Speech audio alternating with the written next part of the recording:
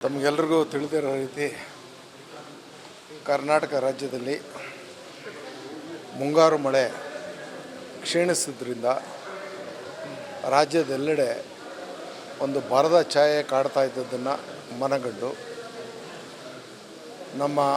ನೂತನ ಮುಖ್ಯಮಂತ್ರಿಗಳಾದಂಥ ಸನ್ಮಾನ್ಯ Shri D K Shivakumar ಅವರು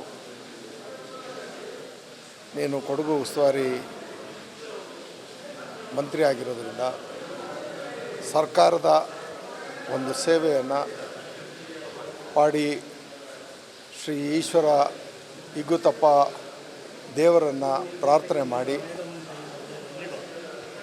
ಒಂದು ರುದ್ರಾಭಿಷೇಕವನ್ನು ನಡೆಸಿ ಪ್ರಾರ್ಥನೆಯನ್ನು ಮಾಡಿ ನಾಡಿನ ಪರವಾಗಿ ಸರ್ಕಾರದ ವತಿಯಿಂದ ಮಳೆಯನ್ನು ಪ್ರಾರ್ಥಿಸಿ ಮಳೆಯ ಮುಖಾಂತರ ನಾಡಿನಲ್ಲಿ ಬೆಳೆ ಸಮೃದ್ಧಿಯಾಗಲಿ, ರೈತರ ಬದುಕಿನಲ್ಲಿ ಉಜ್ವಲವಾದಂಥ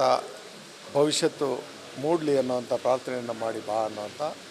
ಸಂದೇಶದೊಂದಿಗೆ ನನ್ನನ್ನು ಇಲ್ಲಿ ಕಳಿಸ್ಕೊಟ್ಟಿದ್ದಾರೆ. ತಮಗೆಲ್ಲರಿಗೂ ತಿಳಿದಿರೋ ರೀತಿ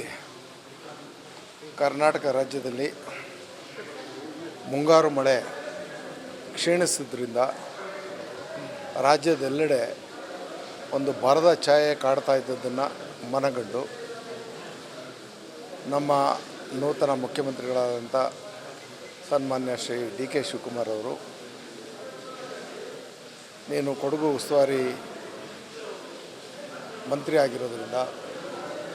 ಸರ್ಕಾರದ ಒಂದು ಸೇವೆಯನ್ನು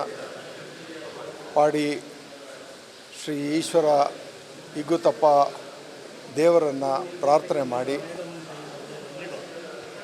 ಒಂದು ರುದ್ರಾಭಿಷೇಕವನ್ನು ನಡೆಸಿ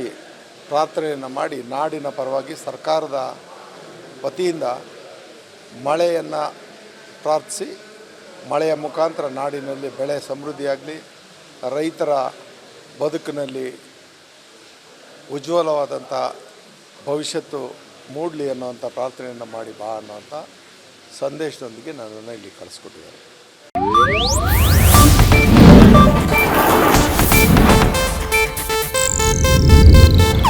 ಇದು ಏಷ್ಯಾನೆಟ್ ನ್ಯೂಸ್ ನೆಟ್ವರ್ಕ್ ಪ್ರಸ್ತುತಿ.